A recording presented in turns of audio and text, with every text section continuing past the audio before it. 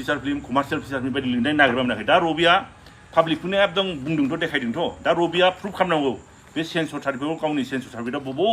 आंथ' नागिरबा मोनाखै बे साइडआव आर्ट फिल्म कमार्शियेल लिरनाय दं जुदि बेखौ प्रुफ खालामनांगौ आरो लिरनाय दं होननानै देखायनांगौ बे आंबो देखायनांगौ आंबो नुफेराखै बेबायदिखौ खोनाफेराखैबो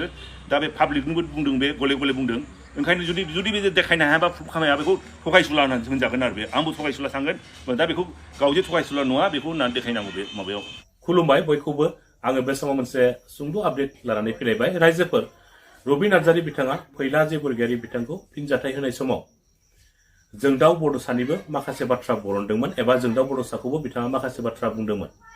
जोंदाव बड'सा बिथाङा रबि नार्जारी बिथांजों बेबायदि बुंजानायनि थाखाय दिनै खौरांगिरिनि सिगाङाव जोंदाव बड'सा बिथाङा माखासे खेंफोरथि होदों थारैनो जोंदाव बड'सा बिथाङा खौरांगिरिनि सिगाङाव मा बाथ्रा बुंदों एबा मा खेंफोरथि होदों नोंथांमोना बे भिडिअखौ जोबजासिम नायोब्ला गासै बाथ्राखौ आबुङैनो मोनथिनानै लानो हागोन स' बिदिब्ला नोंथांमोना भिडिअखौ जोबजासिम नायनानै लादो बाय रायजोफोर सिगाङावनो आं दिनै जे माबानो रायजोफोरनि सिगाङाव बुंनो नागिरदों बिनि माबायानो जाबाय खारनानो जाहैबाय बे कयेक दिन आगोयाव ना सानसे ना साननै आगोयाव बे दासान्दि जे ओंखारलायबाय थादों बेयाव मिडियायाव बाव रबि नार्जारीया आंनि सोमोन्दै आरो आंनि सोमोन्दै माने जोंदाव बड'साया मा एस ए प्रडिउसार मा खालामदों मा मादों जेबो मिथिया होनना बुङो नालाय दा मेइन थिङा आंना एस ए प्रडिउसारसो बुंगोन आं माने आं जोंदाव बड'सा एस ए बड' फिल्म मेकार प्रडिउसार हिसाबै आं बे माबा खैफोदथि नङा होमबा क्लियारिफिकेसन होनो नागिरदों आं मा मावदों आरो दा बेयाव दाख्लै खोनादों माबाया रबि नार्जारीया बुंदों प्रथमाव माबा जुनियर होनदों जुनियर मा हिसाबै होनखोथाय जुनियर ओमफ्राय बिथां माबा गिबि आलायारन फिल्म खालामनायनि माबा प्रडिउसार जोंदाव बड'सा बे माने दासिम मा फिल्म खालामखो बिनि बिसय बेहा आइडिया गैया आरो दा थारमाने आंखौ माबा बेहा माबा खालामनाय बायदि मोनसे कुइसन सोंनाय बायदि जादों आरो दा बेखौनो बे आं जेला नुयो माबायाव बे मिडियायाव लोगो लोगोनो आं बेनो फन हरदों डाइरेक्ट फन नाम्बार दंथ' ओमफ्राय आं बुंदों नोंथ' आंनि बिसय मिथिया होनदों आं नोंनो कयेकथा पइन्ट खिन्थानोसै होननानै आं कयेकथा खिन्थादों आरो बेनो पइन्ट माने खिन्थादों आरो आं नैबायदि होननानै होमबासो बुंदों आरो बे होमबालाय दा बेखौनो आं बेनोसो फनावथ' खिन्थाखाबाय आंनि बिसय आं मा मावदों दा रायजोफ्राबो मिथिथों खारन बे मिडियायावसो बुंदों नालाय दा रायजोफ्राथ' मिथियालासेनो थानो हागौ ओंखायनो आं दा मिडियायाव आंनि खैफोदथिखौ होनो नागिरदों आरो दा प्रथमावनो बे माबानाय बायदि आं कमपेयार खालामोनो एखम्बा खारन एस ए फिल्म प्रडिउसार हिसाबैसो आं बुंगोनथ' बेबो माबा rabi नार्जारीयाबो S A film प्रडिउसारथ' clarification नालाय दा आं एखम्बा हयथ' कमपेयारबो खालामनो हागौ आरो बे मा मावदों आरो बे दा प्रथम सिगाङावनो जेनेबा आं प्रथम फिल्म खालामदों माबा आलायारन जेला आं पुना फिल्म इन्सटिटिउटआव 1982आव हाबदों आरो बे पुना फिल्म इन्सटिटिउटआ 3 इयार्स कर्स दा आं सेकेन्ड इयार माने थार्ड सेमिस्टारावनो जेला हाबो बे समनिफ्रायनो आलायारनखौ स्टार्ट खालामदों बे समाव आंना बैसोआ 25 इयार्स स' बाय दा टाइम माबा 2 बोसोर जाबाय 2 बोसोराव बे आलायारना कमप्लिट जादों बाय दा टाइम आंनि एफटिआबो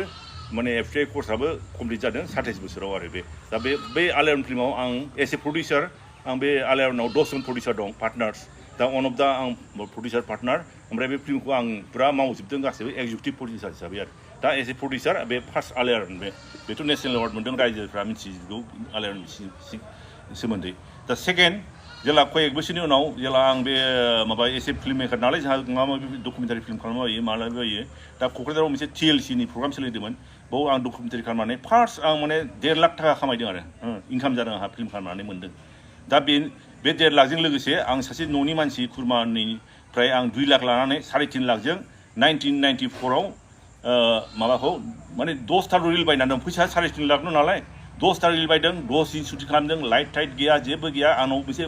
फिल्मनि केमेरा दंखायोमोन बेजोंनो शुटिं खालामदों ओमफ्राय गुवाहाटीनिफ्राय साउन्ड रेकर्डिं लाबोदों बेजोंनो 10 दिनावनो माने 16 नभेम्बर 1994आव आरम्भ खालामदों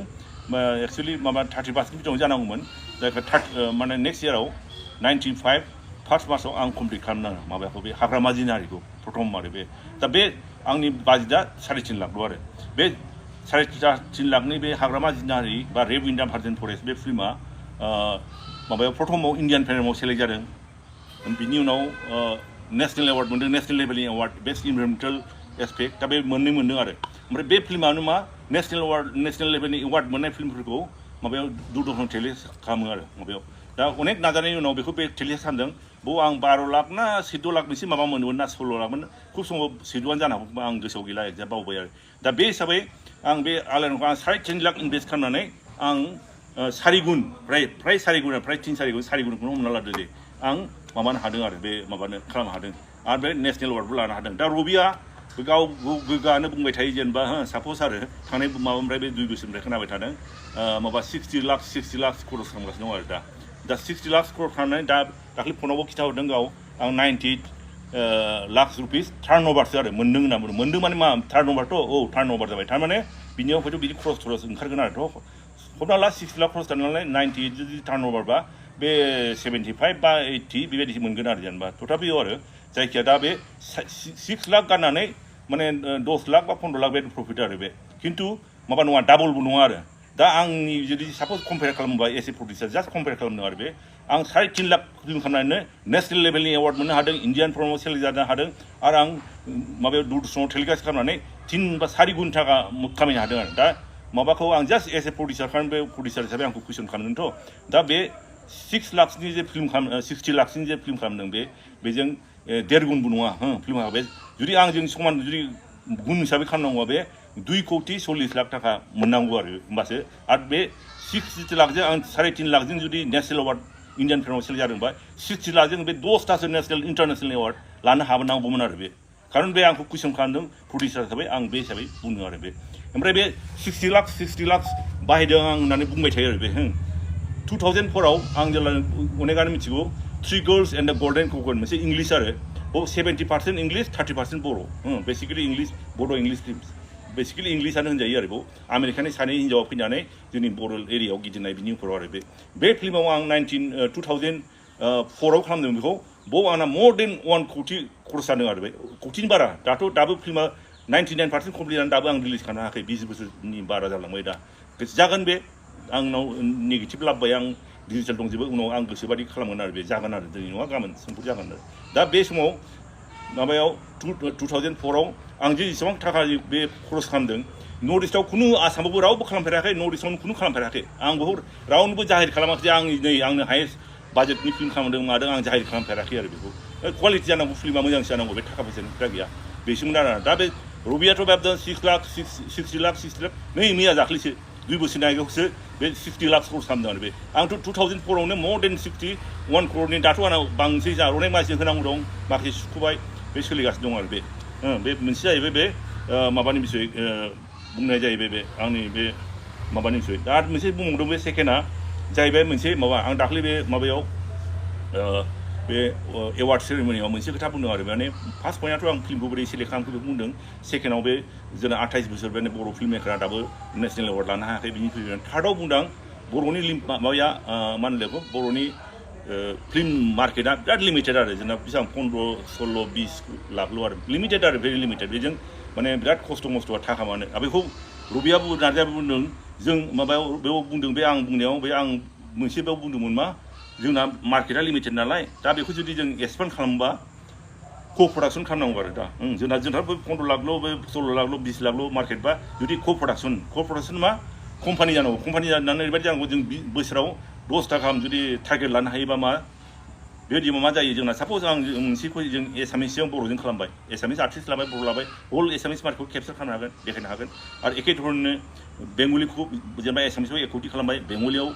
गिदिर मार्केटआव 1.5 कोटी बा बेसेबांबासो 2 कोटी खालामनो हायो होमबा बेंगलिया टप आर्टिस्ट लाबाय बर'नि टप लाबाय फिल्म खालामबाय हल बर' बेंगलखौनो जों केपचार खालामनो हागोन जोंना मार्केटआ एक्सपेन्स जाबाय खालि बे बर'नि मार्केटआ लिमिटेड नंला आरो बेबायदि जों तामिल तेलुगुबो खालामनो हायो दा तामिल तेलुगुआवथ' बाजेटआ बिराद हाई बाजेट बिसिना 40-50 कोटी गाहामनि बारासो जाबावो दा ओंखायनो बबे क' प्रडाक्सन खालामनो हायो क' प्रडाक्सनाव आं एग्जाम्पल हिसाबै दाख्लै बुंदों साप'ज एग्जाम्पल आरो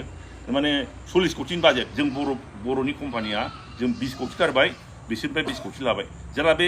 40 कोटीनि बाजेट जायो होमबा 50%आनो कास्टिंआव थांजोबो आरो दा जों साप'ज बे जोंहाथ' बिग बाजेटनि जेनेबा 40आथ' जथेस्थ' बिग बाजेट होमबा मिडियाम बाजेटनि बाव जेनेबा तामिलनि जों माबानि 5 कोटी जानाय सुपार एसे स्टारखौनो लाबाय बिग स्टार हौवाखौ आरो हिन्जाव जेनेबा 3 कोटी होबाय जेनेबा सोरबा 1 कोटी 2 कोटी बे लाबाय आरो जोंनाबो बर'आबो राइट दं 50% जोंनाबो बर'आबो जोंनिया जे आर्टिस्टफोर दं एक्टरफ्राबो जों 2 कोटी खालामनो हायो सासे जाय टप जोंनि बर'नि बे 2 कोटी हिन्जावाबो 2 कोटी आरो बे सानै साथामसो 1 कोटी बेबायदि आरो बेबायदि जुदि बोसोराव जुदि आरो दस्राबो क' प्रडाक्सन नालाय बाहेराजोंबो जापानफोरजोंबो आमेरिकाफोरजोंबो इउरपजोंबो खालामनो हायो बेबायदिनो जुदि जोंहा प्रत्येक बोसोर बे को प्रडाक्शननि टारगेट लायोबा जोंहा माने मार्केटाव एक्सपान्ड जाबाय आरो जोंनि आर्टिस्टफ्राबो माने बा टेकनिशियानफ्राबो फैसाखौ बुरजा मोनगोन आरो दा जेनेबा नै रबिना जेनेबा फिल्म खालामदों दाख्लै बे 6 लाखआव 98ल' माबा खानायसोन थारमाने टटेल फैसाया बिना 75 हमना लादो जेनेबा 75 बा 80 खौनो हमना लादो जेनेबा होमबा जोंना बे सासे बै फिल्मखौ जुदि सापज खालामोमोनबा जेनेबा फिउचाराव जागोन नो डाउट जागोन बे जेनेबा सासे हिन्जावानो सासे आर्टिस्टआनो जोंना बे मोर देन माने रबिया दा थैसाम 2 खालामनानै जेसेबां थाखा कालेक्ट खालामदों बिनिफ्राय बांसिन बे डाइरेक्ट आरो माने डाइरेक्ट थाखा माने मोनो आरो अनेक बर' आर्टिस्टआनो माने बेबायदि पसिबिलिटि दं आं बेखौसो बुंदों आरो बेखौनो बिसोर आंखौ माने इथिकिं खालामनाय बायदिसो बुंदों जे नेसनेल लेभेल जों बर'खौनो मार एक्सपर्ट खालामनो हायाखै जों नेसनेलि साननायनि प्रयजन गैया अके नों साननो हायाबा बर'थ' ना बर'फ्रा इन्टारप्राइनार माने फैगासिनो दं जोलैया खालामगोन बिसोर नों जाय हाया बिसोर लकेल मार्केटखौनो एक्सपर्ट खालामबाय था नोंस्रा बावनो थानो गोसो था दस्राव गोसो बा गावबागाव गोसो आरो बेखौ रावबो बुंनांगौ गैया दा बेबायदि आरो दा बेयाव बुंदों दा जेनेबा आं मा थांनाय बोसोराव आं माने 1.5 बोसोर जाबाय आं मोनसे लटारि मोनदों आरो बुरजा एमाउन्टनि लटारि 2.5 कोटि जागोन आरो जेनेबा बे लटारिखौ मोननाय उनाव मा खालामदों आं बाहेरायावसो गिदिंदों माने आंना फिल्मनि गोदोनिफ्रायनो बाहेरायाव थांनायनि फिल्मनिफ्राव रिसार्च खालामनांगौ फिल्म प्रजेक्ट मोनसे दं आरो माने बेबायदिनो माने मानालाय को प्रडाक्शन इन्टारनेसनेल प्रडाक्शननि बेबायदि दं दा बेयाव आं बे थांनाय माबायाव फ्राय माने थांनाय इयार्सआव फाइनाल इयाराव 6 मास 7 मास आं बाहेरायाव दंमोन आउट अफ इन्डिया दा इन्डियाआव ओरैबायदि दं जुदि नों बोसोराव जुदि लास्ट फाइनान्सियेलाव जुदि नों मोर देन 6 मान्थ जुदि बाहेरायाव थायोबा नों एनआरआइ दा आं एनआरआइ स्टेटासआव इलिजिबल आरो देग्लायबो आं मोर देन 6 मान्थ बाहेरायाव थागोन आं दा आंहा दं दुबाइयाव थानो हायो आं कानाडायाव थांनो हायो माने फ्रि एनि टाइम बिदिनो दं आरो बेल' आंना माने इन्टारनेसनेल माबायाव टारगेट नालाय आरो मोनसे खोथाबाव आं मावनो नागिरदों बे इन्टारनेसनेल को प्रडाक्शनफ्राव ओरैबायदि इन्टारेस्टेड आं माबायाव 2008आव आं आमेरिकायाव 8 दिन थांदों 8 दिनावनो माबायाव निउयर्कआव 3 सेमिनार वार्कशप आरो ओमफ्राय माबायाव लस एन्जेल्सआव हलिउडआव मोनसे माने इन्टारनेसनेल फिल्म प्रडाक्शना बोरै जायो खालामनांगौ बिनि वार्कशप 8 दिनावनो 4 आं खालामदों आरो बेखायनो आंहा बेहाय इन्टारेस्ट दं नालाय ओंखायनो आं दा बे माबा केन्सआव थांबाय आं केन्सआव इन्टारनेसनेल फिल्म फेस्टिभेल वर्ल्डनि एट द मादार्स माबा केन्स फिल्म फेस्टिभेलखौथ' अनेकानो मिथिगौ बे जाहैबाय वर्ल्डनि सबसे देरसिन आरो मादार अफ अल फिल्म फेस्टिभेल आरो बाव आं थांनायदों जोंनि मिसेसबो अनजालिबो थांदों जों बे गल्डेनखौ ओपन खालामखांनायनि उनाव जास्ट ओरैनो थांदों मार्केटआ स्टाडि खालामनो बाव नुदों बेनि माबाया फिल्म मार्केटआ बे क'क्राझार बाजारा जे जेसेबां गुवार बेबायदि टाइपनि आरो माने बाव फिल्मबो बायो सेल खालामो ओमफ्राय माबा जायो ओमफ्राय को प्रडाक्शननि थाखाय जयो मायो जोंनि क'क्राझारनि बाजारा बेबायदि टाइपनि आरो इन्टारनेसनेल फिल्म मार्केटआ दा बेखौ नुबाय बेबायदियाव थांनांगौ जोंनि सोरबाफोर जुदि इन्टारेस्ट दंबा आरो हंकंआव नुबाय आं खननै नुबाय आं बे फिल्म मार्केट बेयाव हंकंआ एसे फिसासिन दा बेफोरबायदि आरो मोनसे ओमफ्राय माबा जाहैबाय बेनो दा बेनो आरो माबाया ओमफ्राय बुंबाय आं दहायथ' बुंखाबाय आं गल्डेन क'कनाव आं बे मर्डेन कर्स खालामदों ओमफ्राय आरो मोनसे खोथा जाहैबाय दाख्लैफोर नुदां माबाखौ रबि नार्जारिखौ माबा सेन्सर सार्टिफिकेट आरो सेन्सर सार्टिफिकेट देखाय आर्ट फिल्म कमार्शियेल फिल्मनि बिराद दावराव जादों आरो बर'फ्रा फिल्मावलाय मा फिल्माव फिचार फिल्मा माबाबो कमेडि फिल्म जानो हागौ एक्सन फिल्म जानो हागौ आर्ट फिल्म जानो हागौ जेखौ बुङो आरो मानसिफ्रा बुंनाय बा कमार्शियेल बुंनो हागौ अनेक धरনের नाम अनेक धरन लानो हायो दा रबि नार्जारिया ओरैबायदि बुंबाय थादों बे गावनि सार्टिफिकेट देखायै माने माबाखौ देखायदों बे देखायदों नै आंनि नैबे फिल्म कमार्शियेल फिल्म ओमफ्राय बुंदों पाब्लिकखौ बुंदों बे नै जुदि मिथियाबा नैबेखौ नायबा मिथिगोन बे कमार्शियेल फिल्म लिरनाय दंखायो सेन्सरावनो माने नङाबा माबाबो मालाय रजनि बसुमतारी ना मा मोनलाय बिनावबो सोंहरनो हायो बबे आर्ट फिल्म कमार्शियेल लिरनाय दंना गैया होननानै दा आं बे नैबे जाहैबाय माबानि हाग्रामा जिनारिनि सेन्सर सार्टिफिकेट बे दा बाव नायबाय बे बुंनाय बायदि आर्ट फिल्म कमार्शियेल फिल्म लिरनाय गैया